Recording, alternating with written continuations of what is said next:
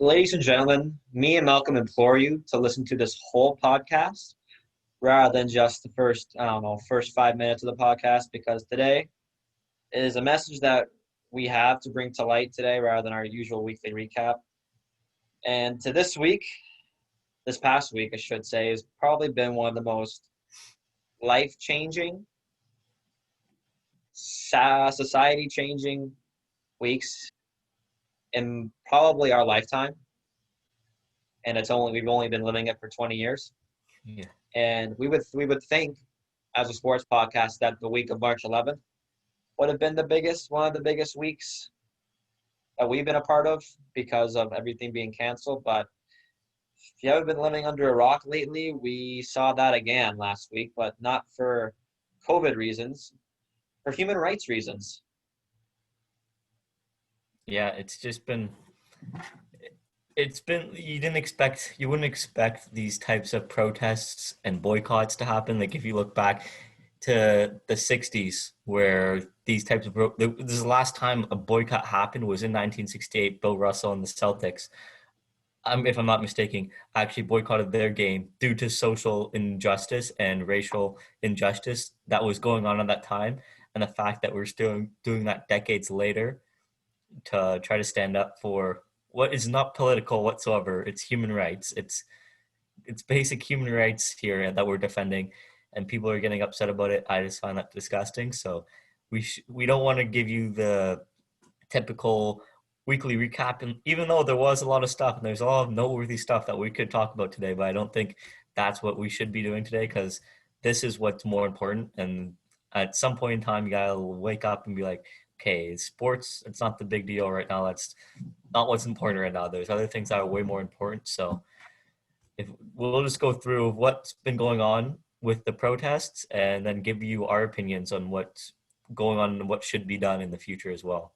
Yeah, so this weekly recap is basically going to be the weekly recap of how everything was planned out or not planned out and how everyone is reacting to it and the fallout for it. So Tuesday was really the first day of rumblings that broadcast or protests or boycotts what happened. And that was happening between the Raptors players about boycotting game one against Boston Celtics. Yeah. And that game one would have been Thursday, which we now know didn't happen. But I think it's very interesting that they were the first teams to really talk about it, and one being from Canada. Yeah. But obviously the players from the United States, so maybe I'm not at the same time. Wednesday was kind of the bewitching day, August 26th. It's going to be a day that's going to go down in history, I'm sure.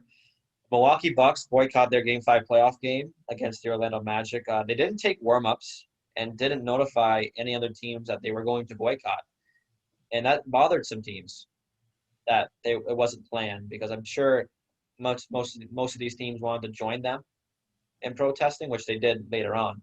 Yeah. But I'm sure they would have all wanted to have a joint message first rather than just Milwaukee doing it by themselves. But have to commend them for their leadership because it's the home state where Jacob Blake was shot. LeBron James wanted demands before restarting the playoffs as well, which we kind of know now what those demands are. And George Hill and Sterling Brown were the two Bucks players that addressed the media from outside their locker room. From what I understand, there were about 10 media members that were huddling around this Bucks locker room. And Giannis was not the one talking. He was actually out of the picture. So are we reading too far into this that Giannis wasn't part of the group that kind of delivered the message?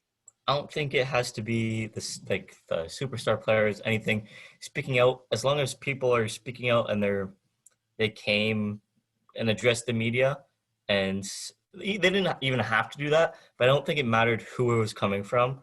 I think just that the players themselves, those are the people I want. Like that's the emphasis too. It wasn't the NBA teams, like the managers and the head office that postponed or boycotted these games. This was the players. It was all done by the players and the Players Association as well during those meetings and everything that went on over the past few days. So no, I don't think we should look into it at all.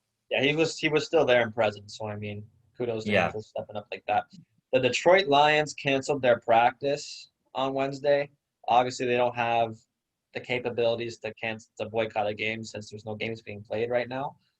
But one league that didn't cancel any games on Wednesday was the NHL. Are you Yeah. surprised or not really? Uh, I'm not surprised, honestly, No, I'm not either. because in the NHL it is primarily white, white players in the NHL, and a lot of them do have different views and everything. And I would say in all sports there are a bunch of like different political views, even though this isn't a political movement whatsoever.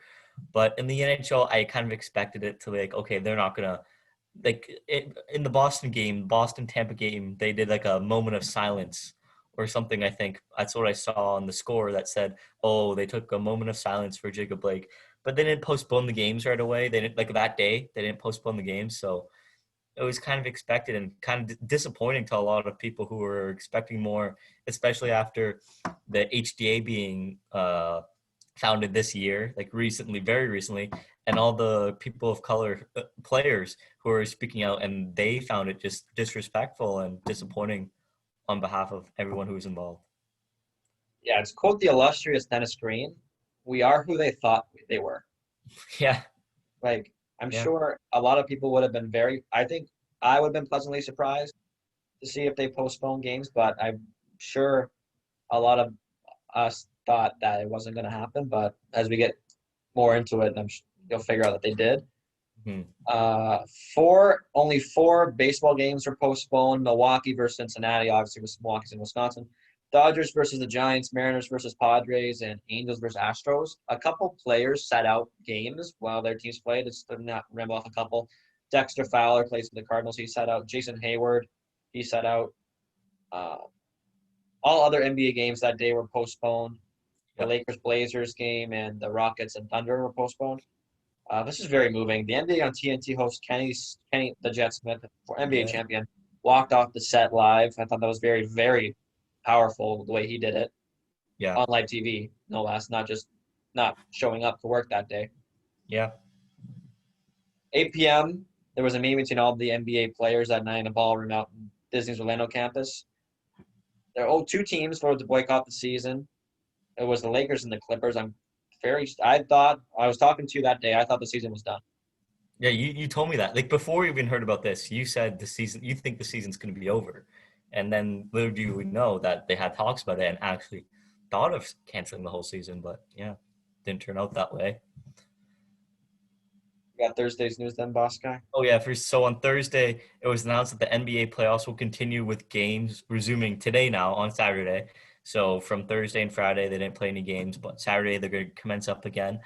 Um, NBA officials marched through NBA campus in protest. So a bunch of officials and employees, they're protesting as well, and they didn't want to show up for work, and they're boycotting it as well. Several NFL teams canceled practice due to protests. Some of those teams, including the Colts, Indianapolis Colts, New York Jets, Chicago Bears, Green Bay Packers, Washington football team, Tennessee Titans, and the Arizona Cardinals. The Lions, like you said already, they're the first to do so on Tuesday, so they did it beforehand, before anyone else. And some other teams, so like the Ravens, the Buccaneers, the Steelers, and Texans, they still had their practice, but they held meetings to go about how to deal with social injustice. Yeah, the So Ravens are actually one of the teams that actually called out for the arrests of the officers for Breonna Taylor. yeah, which was a huge statement. Not any other, I would say, sports team has made out a statement like that. Yeah, and that's what you see nowadays. It's all you're seeing is statements, and I think statements are nice, right? And it's like Bruce Arians was saying, like the statements and these protests, they're nice, but you got to do more than that. And even making statements like the Ravens did and calling out for like just being more, having more of an impact, and just doing more than just saying, "Hey, like we stand with the Black Lives Matter movement. We agree." That's nice that you're doing that, but it doesn't change much. It's not going to change much, and calling out for it or just doing more. And that's what you're going to see more of, I think, in the future here soon is a lot of players and teams doing more than just making statements. Um, like Jay said before, all NHL games were postponed now on Thursday and Friday, with games resuming on the weekend. So today, now being Saturday, the games will resume. The Hockey Diversity Alliance made some demands towards the NHL, and this was yesterday, so on Friday. They said team owners offer NHL rinks to be used as polling stations for the upcoming election, so players have the right to vote and they have a place to vote. That the NHL be fully cooperative with all information related to the policies, targets, and commitments related to the hiring of employees who are visible minorities. The NHL to commit to funding $100 million over 10 years to battle systemic racism, similar to what the NFL has done previously, like a few months ago, if I'm not mistaken. The NHL to run PSAs for the Alliance during the rest of the playoffs and on the on-ice presence of the HDA logo. So to have the HDA logo out there, I thought they would have done that already, but HDA obviously coming out now saying that that should be done. I think that's going to be great to make sure that they're well known and that they exist. And then so to have blackout warm-up jerseys to raise awareness and to be auctioned off to help raise money for initiatives. You see me buying one of those once those come out. Blackout Already jersey bought a for shirt. you already did. Nicely done. So those are just some of the. What do you think of those demands from the HDA to the Well, they're NHL? not unreasonable by Nope, not at any all. means of the stretch, but they should have had a couple of these done. I think the warm-up jerseys are a great initiative that should have been done already because, like, who are you hurting or who are you trying to not to offend or whatever? Yeah. The HDA logo, like you see that with basketball having Black Oh my Lives God. Matter painted onto the floor. So I mean, I think the NHL can afford to lose a sponsorship to have the HDA logo on its ice. Yeah, I agree. And then, so less than half of MLB games were postponed on Thursday. So, and the Mets and Marlins, you want to get into this a little bit, had a Yeah, powerful this was protest. again very moving. Everyone was out there ready to play. All the Mets players were out there. And then everybody came out not bullpens, the dugouts, Yeah. took their hats off, and observed 42 seconds of silence, obviously for Jackie Robinson. Jackie Robinson Day being yesterday in the MLB, Yeah. and they observed the 42 seconds of silence, and everyone left the field except for a Black Lives Matter jersey on home plate. Wow. So that Not is bad. pretty powerful. Yeah. Damn. So just, I think we're just going to see a lot more going on. It's just even with every other sport. So I hope the NHL, I really just hope we'll get to more on what happened, but I just want to say, I really hope the NHL and the players do more. Like once you see, obviously you're going to see the black athletes come out and protest because they know what's been going on within their communities and with their families and friends that has happened to them. These white athletes, you would think, like in hockey especially, they go out, let's say they go out and they're just out in public. You don't see them just getting stopped randomly on the street for just going out and hanging out with their friends, right? You see that with some NFL players who aren't, like, let's say they're not a super recognizable NFL player. It's just Cole you hear Brown happened to you him. yeah, you've heard so many stories from these athletes who have been racially profiled simply because of the fact that they're black. So you're gonna see a lot more protests and hopefully from white athletes as well, especially in hockey. Yes, and there's some again more initiatives being made. Like Cleveland's pro sports teams have formed an alliance to fight systemic racism, and kind of ironic because this is coming from a team called the Indians, Yeah, who is in an alliance to fight systemic racism. So they change did the get rid of name. the logo, but I think there's more that needs to be done. The Yeah, Player Alliance and MLB will be donating their salaries every year on Jackie Robinson Day to social justice causes. But this is probably the biggest story out of everything right now is that NFL players are considering sitting out week one of the yeah, NFL season. And just like the sheer number of revenue that's made in the NFL, every not week. only by the players, but by your TV rights, it's just it's a trickle down effect, right? Like NFL loses money, and CBS will lose money, NFL and Fox will lose money, NBC will lose money. So that's just And those it's companies lose huge. money. Those are like the powerful people, right? Then those people are almost forced to talk to the politicians who are the people in command to make a change. And I think obviously it's not going to happen right away. But when you see more stuff like that happening and all these powerful people are like, oh, we're losing money. We got to talk to the politician. Like, we got to change stuff. Something has to change.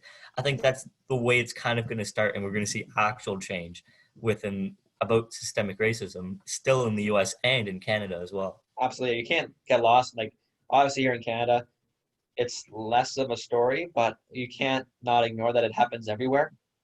Especially with Indigenous people, nonetheless, here. more so. Mhm. Like that's like the primary thing as well. Like we can't forget about like when we talk about Cleveland Indians. That's you see a bunch of Washington indigenous people, Redskins. the Redskins, the Eskimos in the CFL. A lot of people are offended by that in Canada and the U.S. So I think, and they're also being racially profiled, and on their like uh when people go out to check on them, like when they have their officers go check on them and they're just being abused constantly and everything. It still happens here in Canada, so we can't forget about that. Exactly.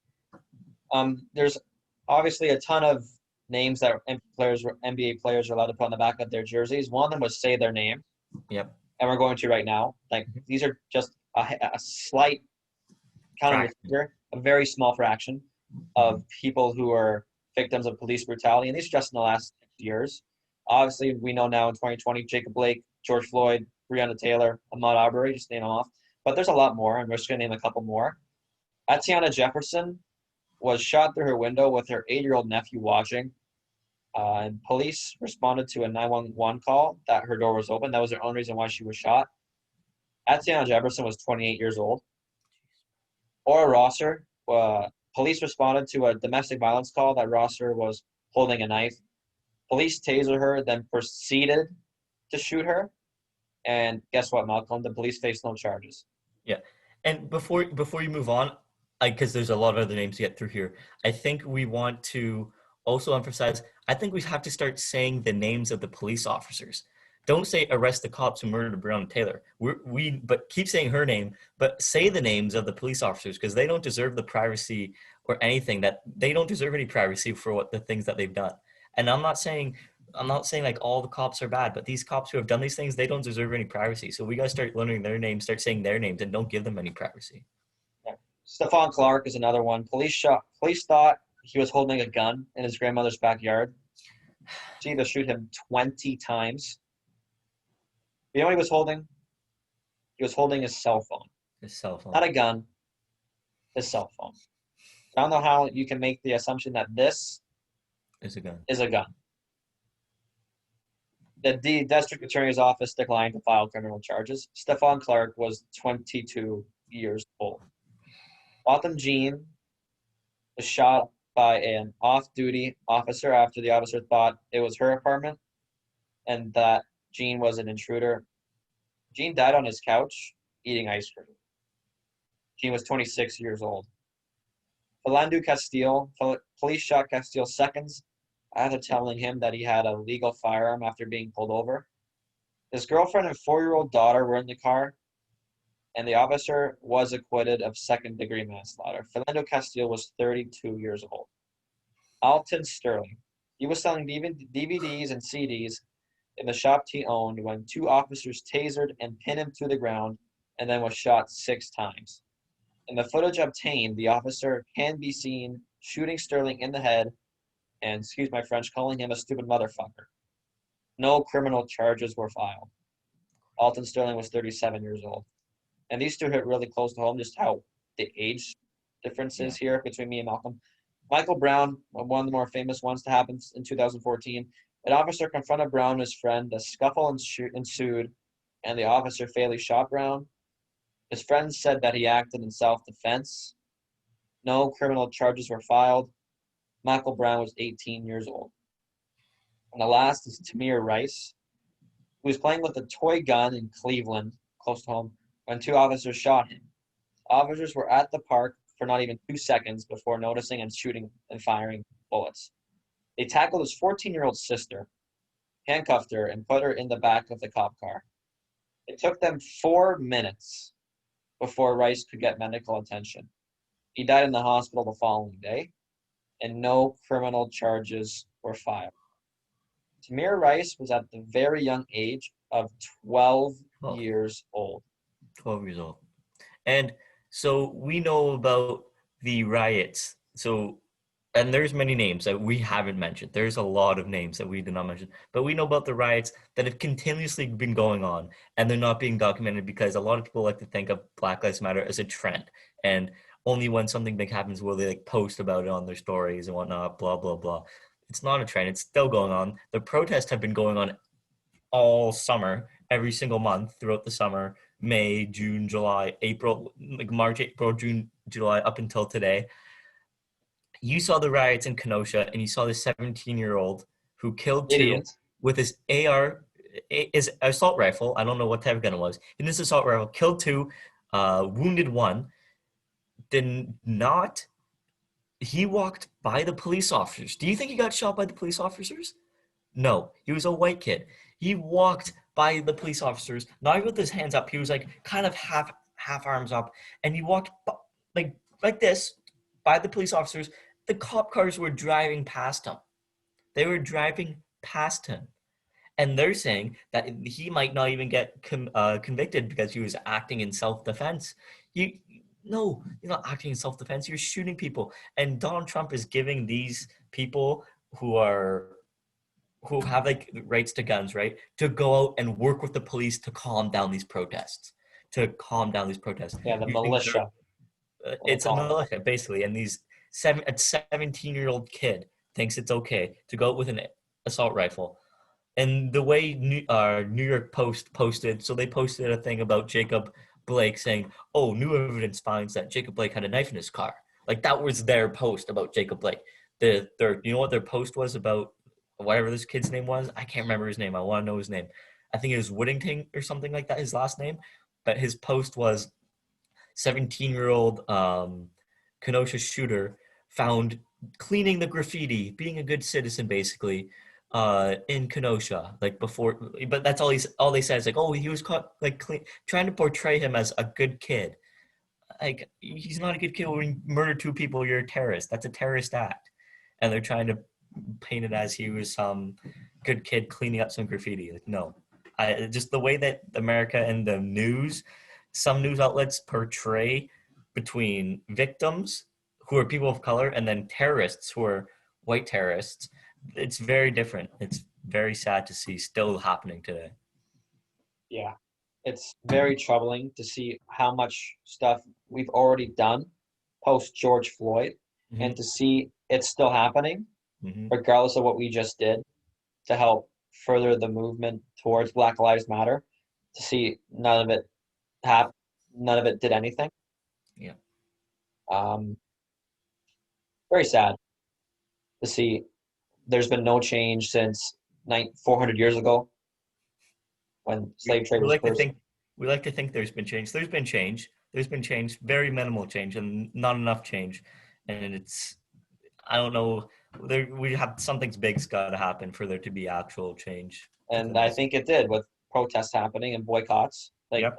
I think it was very, very moving to see all the sports. I know a lot of people would have said, "Oh, everyone should have done it Wednesday, October or August 26th," but I think it's still very important to see. Like Mm-hmm. watching hockey this morning or this afternoon at noon, it was not hockey. That was the first thing that they were talking about today. It Yeah. wasn't hockey. It was Black Lives Matter. So I think the more of the movement towards that is it's helping, but it's not there yet. Yeah. But I But think it's going to take, like, obviously we can't be doing this because we're Canadian citizens, but people need to vote. yeah, you gotta vote in the U.S. If you're American, and you're listening. Like even if you're Canadian, like you should vote. You should never throw away your vote or like try to throw it. And this is the worst for the American citizens. This is the worst time to vote for a third party and split the votes. You should pick. You pick Biden, even if you don't agree with Biden completely. And a lot of people don't. Like some people think he's a crazy old man, just like Trump. Trump is the absolute worst thing to have in your country right now as a leader. I wouldn't even call him a leader. He's a coward. But yeah, But that vice president candidate, though, that Joe Biden has, I think will go a long way into yeah, helping this movement. yeah, Kamala Harris. yeah, Kamala Harris. Shout out Montreal High Schools. What's up? Um, yeah. Yeah, There's now 30 new extra polling stations now to be able to vote, thanks to the NHL and NBA arenas now being able to go ahead and vote. I think yep. Nick Nurse, coach of Raptors, said there was close to about 600,000 people who didn't vote last election. So I was like, could definitely sway an election with 600,000 people not voting. Yeah. But you have to go out and vote. You have to go out and be proactive in the way you deal with things. Watch like the way you act. It will offend people. It will. Mhm. Like I'm sure me and you have been somewhat, I would say, attacked or profiled It's a better way Yeah. to put it. Yep. Being from families who are visible minorities, so we Mhm. know to a certain extent where everyone's coming from. Obviously, we haven't faced a gun pointed to our heads, No, but it could happen. It could really happen. That's the scary part.